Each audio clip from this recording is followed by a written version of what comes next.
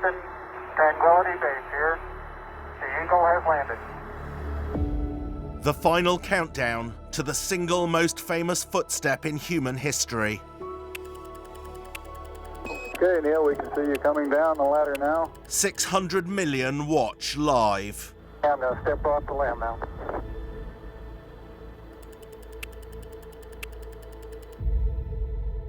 That's one small step for man, one giant leap for mankind. We imagine humans land on the moon and step outside. But over the final vital 60 minutes, the Apollo mission could fall apart. It takes on-the-spot ingenuity, a 240,000-mile helpline to Houston, and almost unnatural abilities to remain calm under pressure, or the first step onto another world might not happen.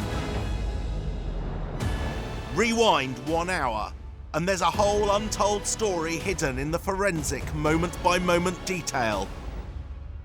The story of an hour that changed the world.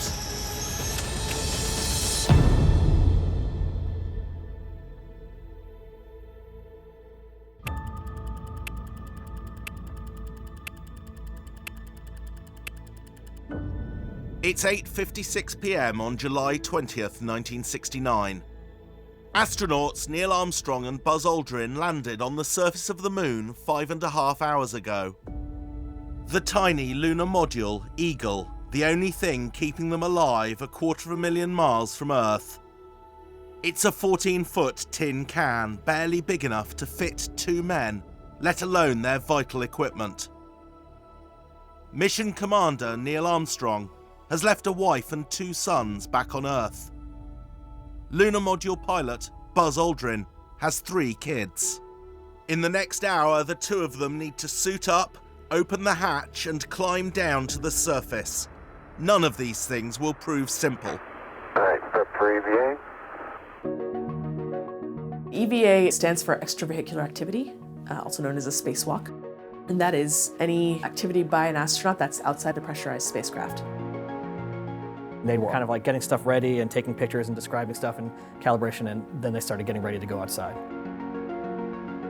Inside the lunar module, they're like in a little egg that's providing all the life support system, all the air, all the water, everything they need, but they need to get out. And so they need to switch to a different life support system. They need to switch to a portable life support system.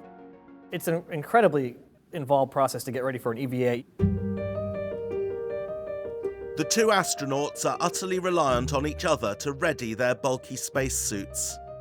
If they don't follow every step precisely, no one is leaving the module. Learning how to put on spacesuits is a vital part of the astronauts' training. Both suit isolation rounds to suit. You have to switch from relying on the lunar module for oxygen to relying on their backpack, their spacesuit. They're attaching the hoses. Of course, they're checking each other. They're in communication with each other. Like, okay, do you have this hose attached? Do you have that hose attached? Disconnect limb hoses. You follow your checklist one item after the other because the last thing you want to do is forget some critical switch throw. Just 60 nautical miles above them, astronaut Michael Collins is in the command module Columbia, orbiting the moon.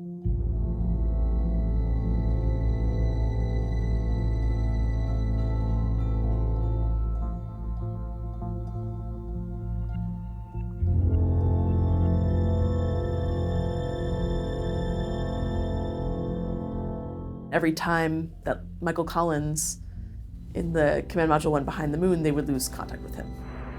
I don't know if you guys can read me on VHF, but you sure sound good down there.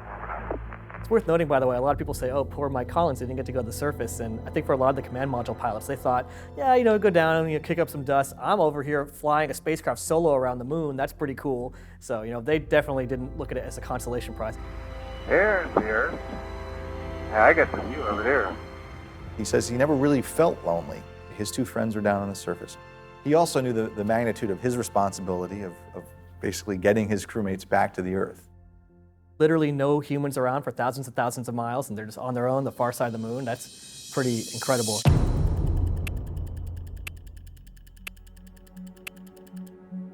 On the lunar surface, Armstrong and Aldrin continue to help each other into their spacesuits. Let me do that for you. Okay, locked and locked. You cannot get into a spacesuit by yourself. You have to have someone helping you. Neil and Buzz, they basically had to help each other. If one glove isn't attached properly, then it's game over. It's like, your jar that you have to twist. You put it on, okay, it's on, but you have to put it on tight and create a seal. All of these seals, all of these valves, all of the cuffs, everything have double locks where it's multiple arrows must be aligned, and you check, this is aligned, this is aligned. It is locked, and it is confirmed by Aldrin. Here's your helmet. Lock. There's this dance that the two astronauts have to move through while going through a checklist, having people in your ear saying, okay, now do this, check this, check this. Every move is monitored and checked by Mission Control in Houston, Texas. Houston, I'm getting a little fluctuation in the AC voltage now. Right now it's on top of the good. They hold it from going closed and I'll get the valve to now they better get up first. I don't recall anything out of the ordinary as far as that day. It was another day in Mission Control, except that we all knew what was going to happen. Seagull again, heading try the high gain over. Phase sequence, camera coming on. I was in the back row of consoles with the management team. I would occasionally have a question for a flight director, and if I did, and it was not a very busy time for him, I could lean over the console and ask the question. The capsule communicator, or Capcom, is the only person at Mission Control who speaks directly to the spacecraft. The job always goes to an astronaut. And Mike passes on the word that he's receiving you and following your progress with interest. The Capcom, being an astronaut, understood, he was trained in a lot of the same procedures, understood the mission well, and was the logical person to know how to communicate with them and to speak in their language. That voice is their only link to home.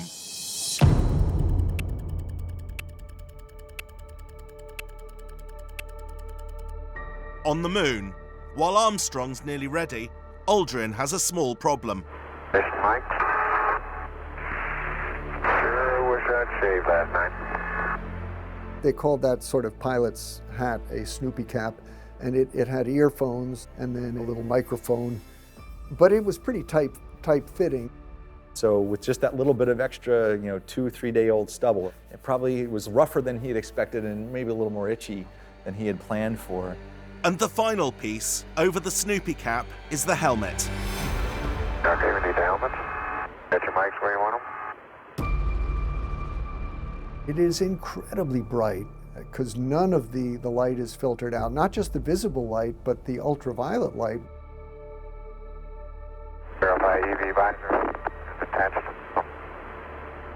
We have those gold visors that you put down because that, first of all, it acts as a sunglass just to reduce the glare, but even more important, it cuts out the ultraviolet light.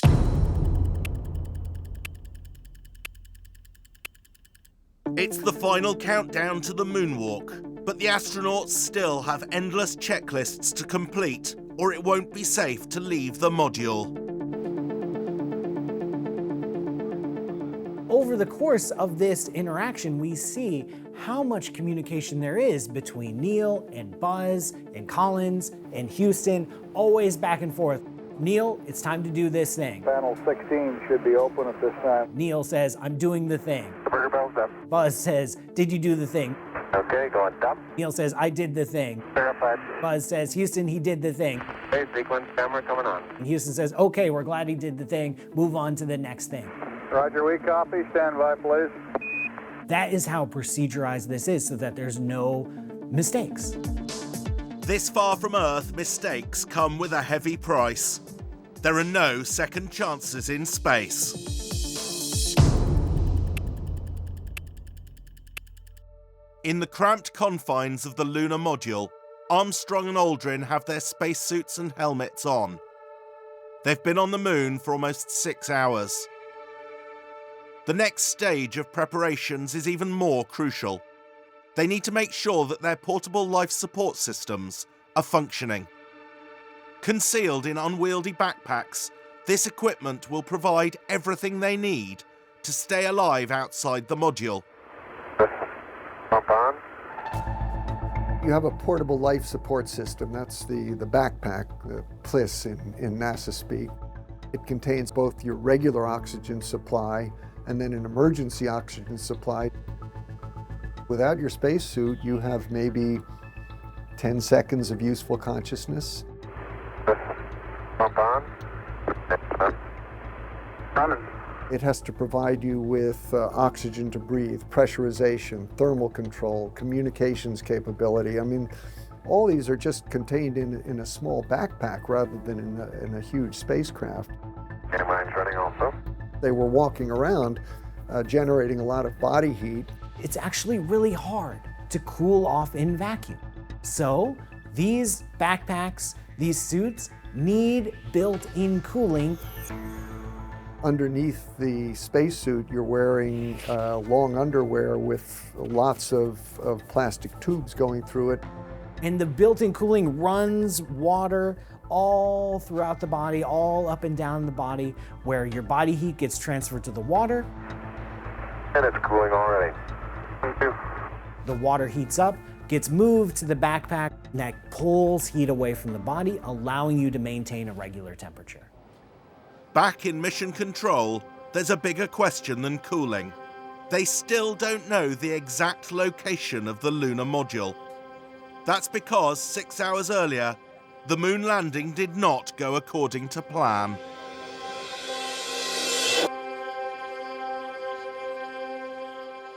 They would be waiting for the go, no-go from mission control to ignite the engine on the lunar module to begin the powered descent. Gene Kranz told everybody, get ready for what's coming, but there was very little conversation. It was very quiet.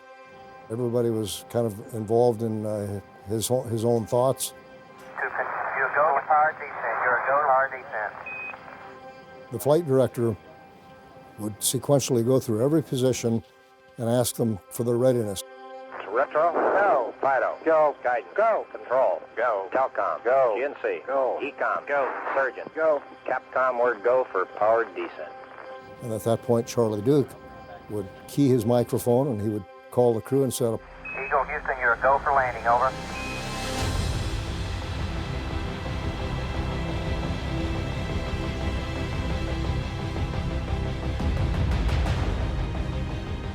I think everybody in that room was highly confident that it was going to go well.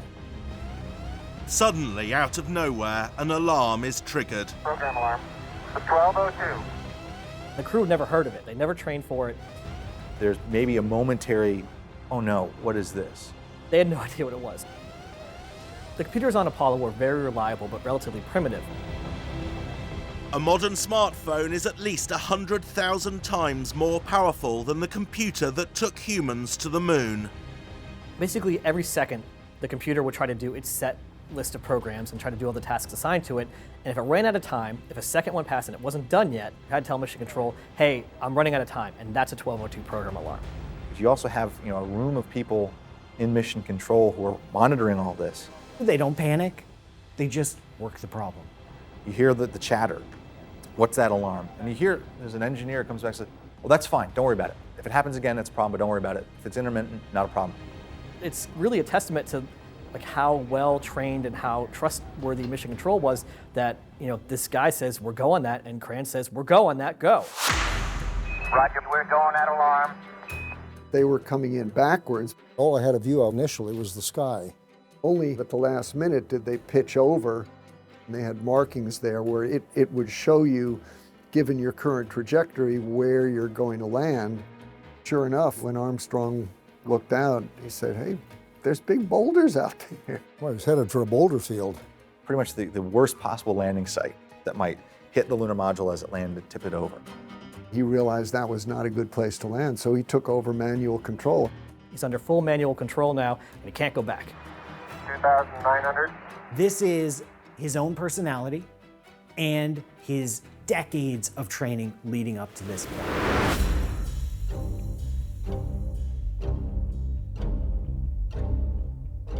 .540 feet down at 30 and at 15. He's listening to the readout coming from Buzz about their descent rate, this incredible amount of pressure. Aldrin was calling out propellant remaining and altitude. They're holding their breath as they watch the propellant quantity decrease and decrease. They had medical monitoring on the crew, and they could choose one to watch. So of course they always watched the commander. Armstrong had the highest heart rate of any of the commanders during landing. 1.5 down. 70. In mission control, all you can do is watch and hold your breath. It got pretty tense, so it was very important to find a suitable landing spot. There's a tiny margin for error. The Apollo 11 mission is pushing everything to the limit of what's possible with current technology.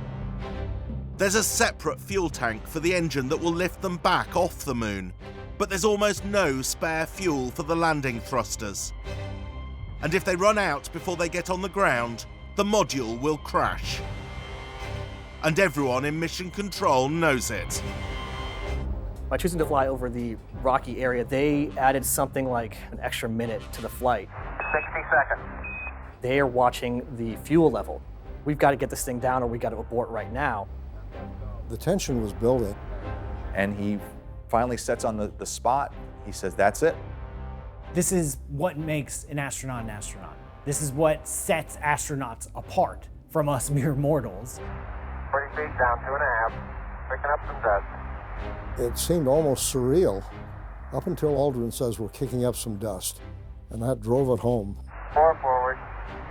4 forward. Drift into the right a little. 20. Down 1/2. As you get closer to the surface, it gets more and more hazardous.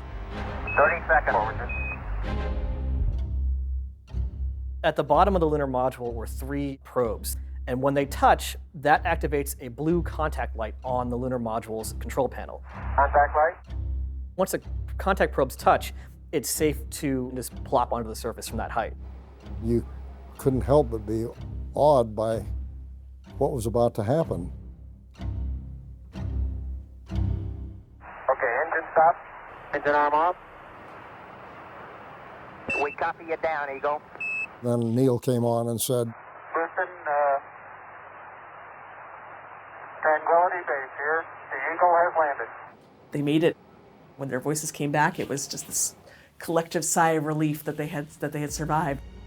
and at that point, the room just erupted. Roger, Tranquility. We copy you on the ground. You got a bunch of guys about to turn blue. We're breathing again. Thanks a lot. In the room behind us, the viewing room, you could hear this roar. Gene Kranz, settle down, settle down. Okay, keep the chatter down in this room. Hey guys, it's not over yet. We got a lot that we have to do. So calm down and get focused. They had like one brief moment of cheering, then all right, get back to work.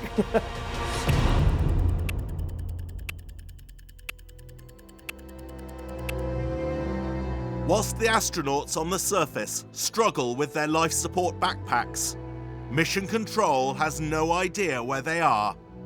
Their only hope is that Collins in the orbiting command module can spot them.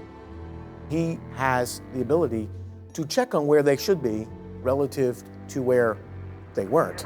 Where did we actually come down? Roger, were you successful in spotting the LEM on that pass, over? Negative. I checked both locations. No joy. So they had landed long of where they expected to be. No one was totally sure where they were. But they had Collins looking through this telescope through the command module, trying to spot them. It was very quiet.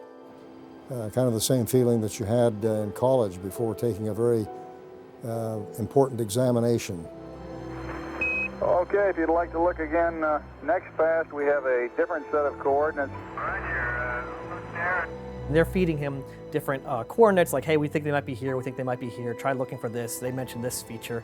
And he kept looking, and I don't think he ever found them. For the first humans to land on another world, the stakes could not be higher.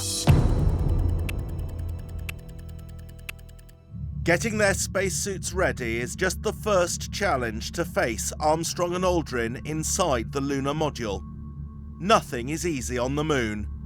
Before they can step outside, they need to get the hatch open, and that will prove unexpectedly difficult. Okay. Time for gymnastics. Now comes the gymnastics. So far in the mission, the crew haven't experienced their spacesuits in a low-pressure environment, and they've never worn them in the moon's low gravity, 1/6 that of the Earth. So they're ready to go. They're ready to step out onto the lunar surface. Just like exiting an airplane after you've flown across the Atlantic, there's a pressure seal. As you depressurize, you have a pressurized LEM and you have lunar vacuum outside. You got to balance that. They had no airlock. What that meant was they were going to have to essentially let all of the air out of the lunar module. They're in this incredibly cramped environment. They can't really bend, they can't really move. I can't emphasize enough how tight of a space it was. You're in your spacesuit, and now you've got to pull this valve and dump the atmosphere of the lunar module out into space. Okay, going dump, and it's down at 4.2, 4.1. The pressure inside must drop to 0 before they have a chance of opening the hatch door. Once you're in a depressurized environment, the suits get a lot harder to move in. When you bend your arm of a spacesuit, the spacesuit wants to straighten up. And they have to somehow reach onto the valve, the dump valve on the main hatch. That's 3.5. Union Auto, verify cabin pressure at 3.5. The door, on purpose, opens inwards. So all that air inside of the lunar module is pressing up against the door. Cabin pressure going towards 0. Ready to open the hatch when we get to 0. It's taken a long time, and they're just waiting. They're just waiting.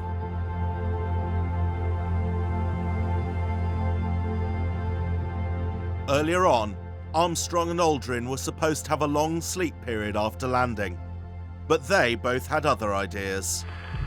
Planning at EVA starting at about 8 o'clock this evening. The adrenaline level must have been way up here, and the flight plan says we're supposed to go to sleep.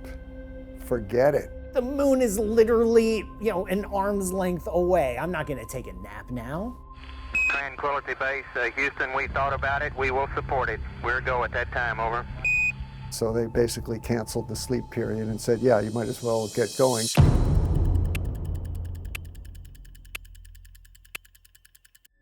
But right now, the astronauts are trapped inside, mere feet from their final goal. It's taken over 6 hours since landing on the moon to get to this stage, and they don't know how much longer it will take to get onto the moon's surface. Sure takes a long time to get all the way down, doesn't it? Yeah. Okay, let me see if it'll open now. Okay. Armstrong and Aldrin are just standing there, looking at each other, waiting for this pressure to drop enough so that they can open the hatch. But the hatch won't open. It had been never tested, as far as I know, in space. I don't know that they had trained for a stubborn hatch door. I think it would have been awful to have gone all the way to the moon only to not be able to open the front door. This is Houston. What's your status on hatch opening? Over. We're just waiting for the cabin pressure to bleed to low enough pressure to open the hatch. Right, to tug on that thing. What they're worried about is if they try to force it, they push it too hard, the handle might break, and they won't be able to open the hatch at all. Even worse, if the hatch breaks, they won't be able to repressurize the cabin. It could endanger their journey back to orbit. Do you think you can open the hatch at this pressure, about 0.12 psi? We're going to try it. Finally, they work out how to fix the problem. Buzz sees that the seal's not, that there's still a pressure differential. And just through brute force and knowing how seals work, he could kind of break that seal just a little bit just to get it more atmosphere out so the pressure would equilibrate a little better. The hatch is coming open. The remaining air from the lunar module can get out, and the hatch opens easy peasy. That's sort of the ingenuity of sending humans anywhere in space. They'll always find ways to fix any problems.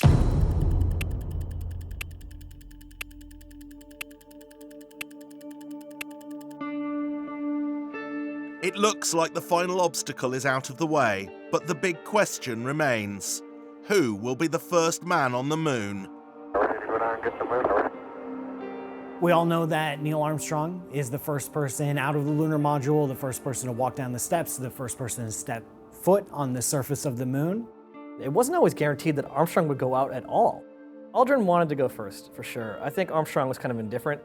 We were aware the initial plan was to have Buzz Aldrin get out of the lunar module first. So that's why Buzz assumed it was going to be him.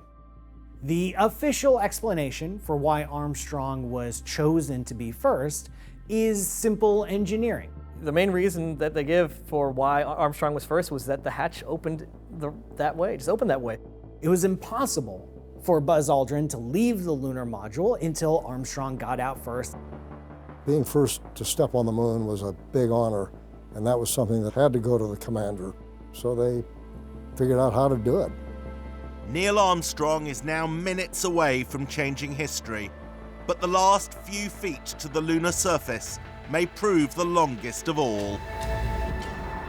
The astronauts are just 13 feet away from the surface of the moon, but it's taken 250,000 miles to get here. 4 days, 6 hours and 19 minutes earlier, the Apollo 11 crew of Armstrong, Aldrin and Collins was sitting on top of the most powerful rocket ever built, as the world looked on to witness history taking place. This is Apollo, Saturn Launch Control. 3 minutes, 25 seconds and counting. We're still go at this time. The flight to land of the first men on the moon. The launch phase was by far the most dangerous part.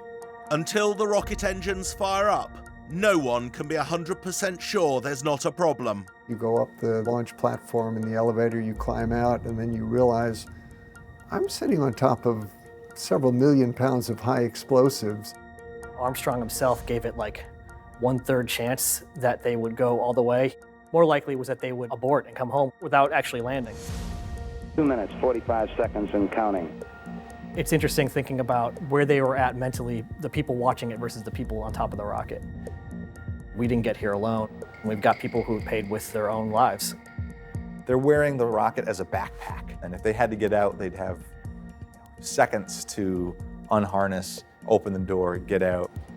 And the vast majority of launch accidents occurred within 30 seconds of liftoff. So you got 7.5 million pounds of thrust when you're lifting off, which is a crazy amount of thrust for anything. But you build a big rocket, you need some big engines. When we see the crew's heart rate, blood pressure spike, it's a reminder these are incredible individuals, but they're still human. T-minus 1 minute, 35 seconds on the Apollo mission, the flight to land of the first men on the moon. The world knows that at this moment of liftoff, that they're about to watch history. People came out to the launch to watch it in person because people knew that this was going to be the one where they go for the surface. They know how much power is sitting underneath them. They know what's about to happen.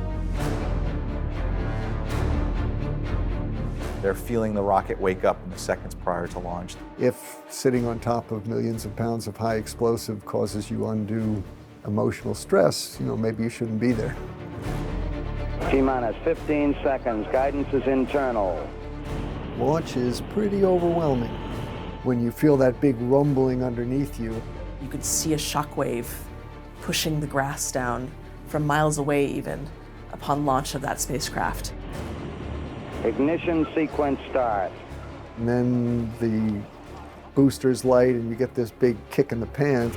5, 4, 3, 2, 1, 0.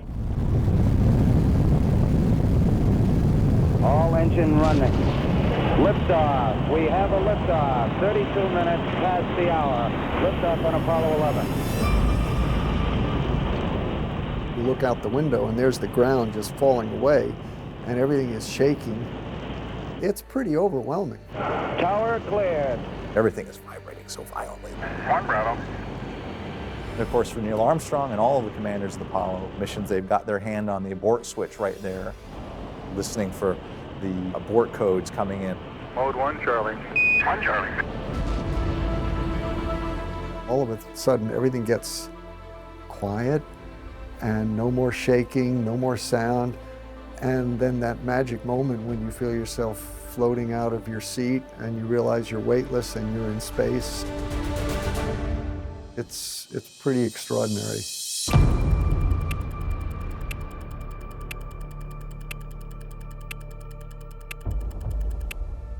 Four days later, the hatch finally open.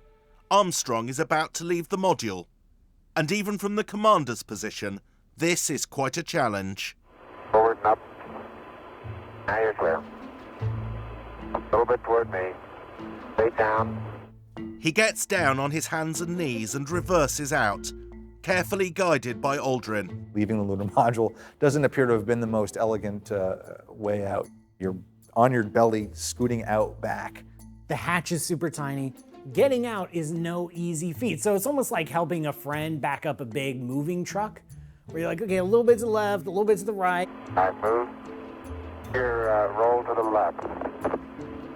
Neil can't see anything because he's facing inwards and he has this giant visor. You really want to be careful not to do anything. Like, you don't want to scratch the helmet, you didn't want to scrape anything off the walls. You're catching the first hinge, Bobbin. The what hinge? They don't know it yet, but moving around in the cabin, one of their suits strikes and breaks a small switch. Turns out that he'd accidentally knocked one of these circuit breakers off and completely broke it.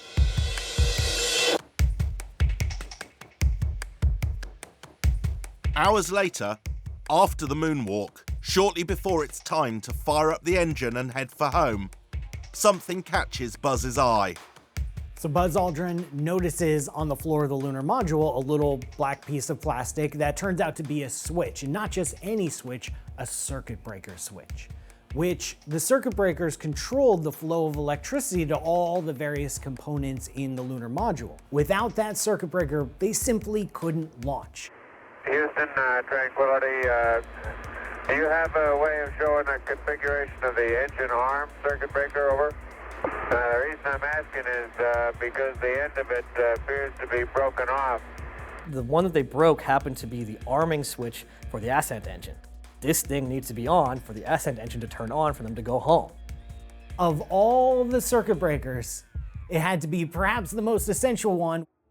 If this switch doesn't work, the mission will end in almost certain disaster for the two astronauts. Rescue is impossible. You can't send the command module down. They've got a very limited amount of oxygen. There's no clever solution. If Armstrong and Aldrin weren't able to come home, how do you handle that as a nation? There was a speech that was prepared for President Nixon if there was a problem in the lunar module and they couldn't lift off. Then, thanks to Buzz Aldrin, a low-tech solution helps save both of them from paying the ultimate price. I think we can push it back in again, over. What he ended up using was a felt tip pen. Just jam it in there, close the circuit, and hope for the best. But right now, the problem isn't getting off the moon, it's getting onto it.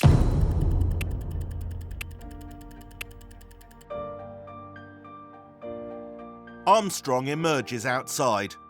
Just as his foot finds the top rung of the ladder, Buzz hands him a package. Okay, you want this bag? Yep. Got it. The first thing that Aldrin hands to Armstrong, now that Armstrong is outside of the lunar module, is a bunch of trash. The Apollo program had these large white bags called jettison bags, or jet bags for short. And the Apollo astronauts were directed to dispose of objects they no longer needed. Okay, Houston, I'm on the porch.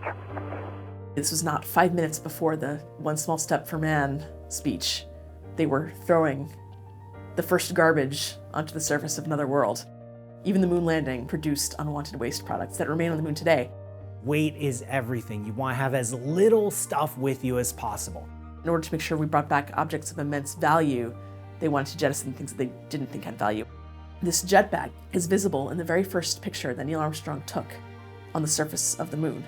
There's the jet bag, something that's so mundane and yet so quintessentially human.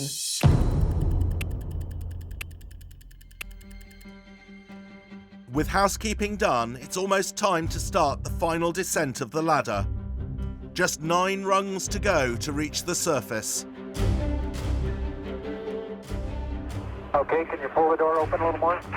Right. Now that Neil is out of the lunar module, NASA knows that he's gonna need some tools, he's gonna need his gear, and most importantly, he's gonna need a camera, because this needs to go on TV. This is a momentous event, it needs to be recorded. There was this recognition that this is something that we need to share with people, not just Americans, but around the world. Did you get the Mesa out? I'm gonna pull it now.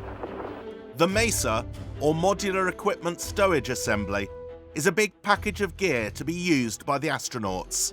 All this gear is packed into a little package that unrolls, and so all Neil has to do is pull it out. He pulls this cord, and out comes the Mesa. On there is also the TV camera that slides down. You can imagine the TV camera stowed and falls into place so that it can project kind of a side-on view of Neil and Buzz coming down the ladder.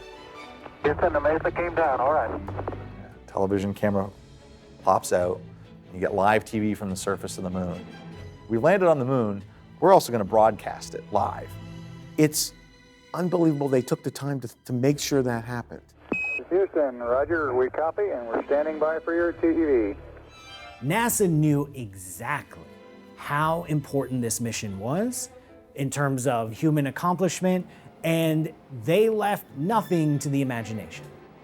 I guess they realized that the legacy of Apollo was more than the engineering and the science. It was connecting to people. And we're getting a picture on the TV. Okay, you got a good picture, huh? So Houston gets the first broadcast ready for the big moment, There's a great deal of contrast in it, and it looks great, and currently it's upside down on our monitor. except it's also upside down. They have to wait, so we don't want Neil walking on the moon upside down broadcast to the world. NASA has to think fast. Over 500 million people are waiting by their TVs to see Neil Armstrong step down the ladder and make history.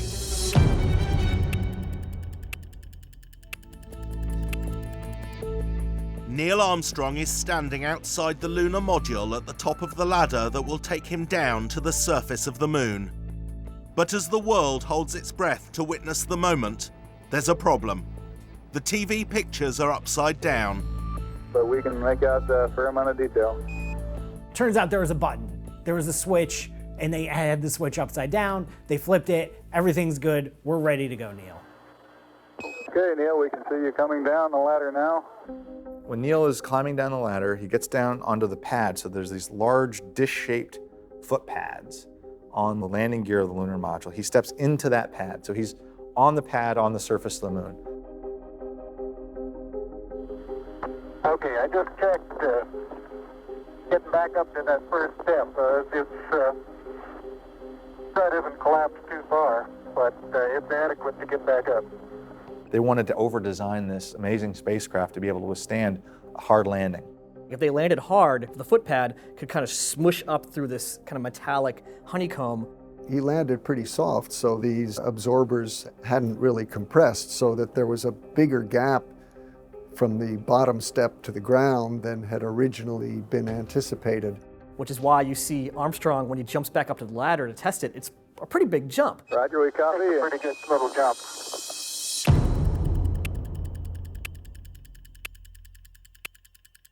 I'm at the foot of the ladder. When Neil's about to make that first step, he's recalling years of discussion about what the lunar surface would be like.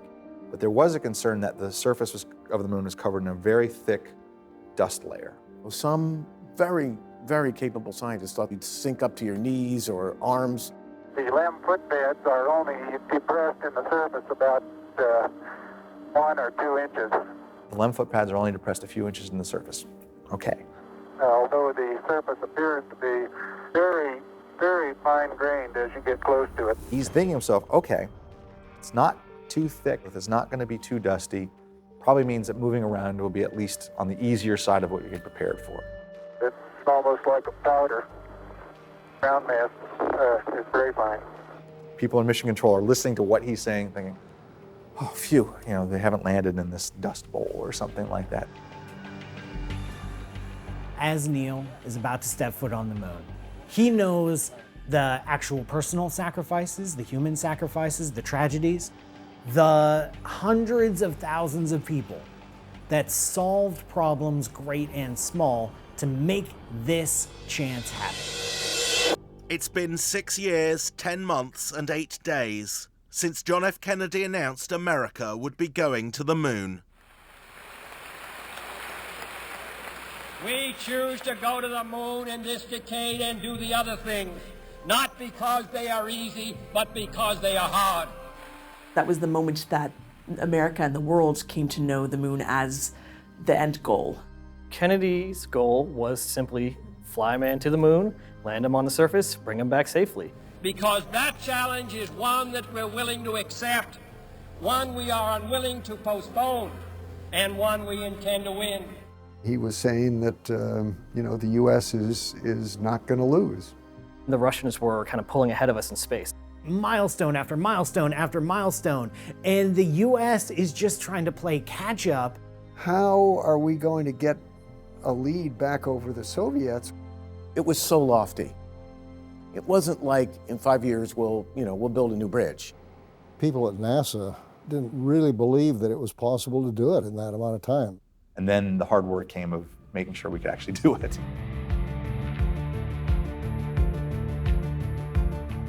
We had to invent lunar science. We had to invent engineering that hadn't been done before. Around 400,000 people were working on Project Apollo. The resources that were put into achieving this goal were monumental.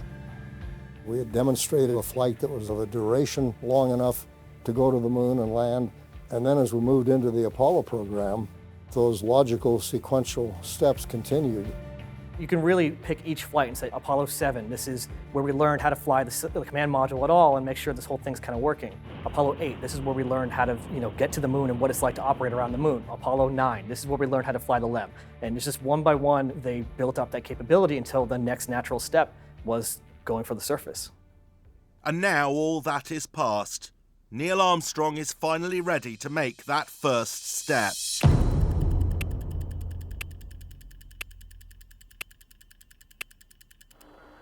I'm going to step off the limb now. The lunar module is Neil's last connection to Earth. There's nothing else left to do except take the step. The world's watching.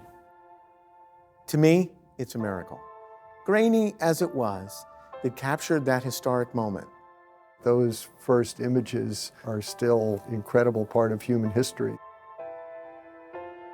Neil Armstrong is about to utter the most important phrase in human history. That's the moment that they've been building up to all the way back to 1961. Left foot forward, stepping on this other world.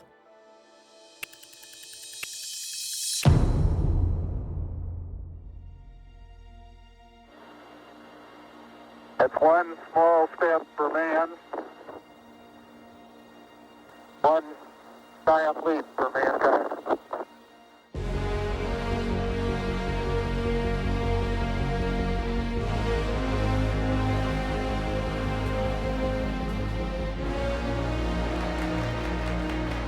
He developed that line shortly before landing. I think what he came up with was very appropriate for an event that was almost beyond words in its significance. I think it was a masterful statement. I don't think anything even Shakespeare wrote or any other author had written would have done nearly as momentous a job as that. He nailed it. This is just one person taking one step like billions of people do every single day. But this step is different. He wasn't a poet, right? He was a pilot, and yet I think in that short line he managed to pick out just exactly the right sentiment, but also to nod to all of humankind, not just making it an American victory, was really crucial. The fact that Armstrong comes up with this perfect thing to say is remarkable, and I love it. It happened because of unbelievable people who got it right. The fact that this did happen was an incredible feat. It was for everyone, all humankind. I think it changed how we saw ourselves. One of the most famous events in history is one we think we know so well. But the story of the final hour before Neil Armstrong stepped onto the moon shows how at any moment things could have gone very wrong. That hour is an hour that changed history.